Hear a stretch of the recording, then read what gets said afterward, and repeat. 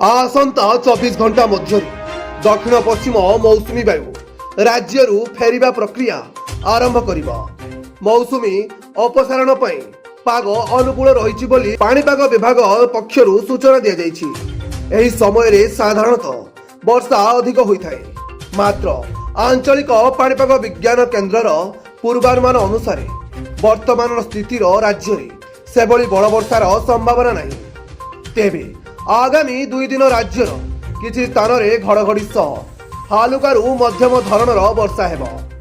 सोमवार पुरी, खोर्धा, नयगढ़, गंजाम, गजपति, कंधमाल, कलाहांडी, नवरंगपुर, रायगड़ा, कोरापुट और मालकानगिरी रे घड़घड़ी बिजुली सहित झड़ वर्षा नहीं येलो वार्निंग जारी करा जायछि।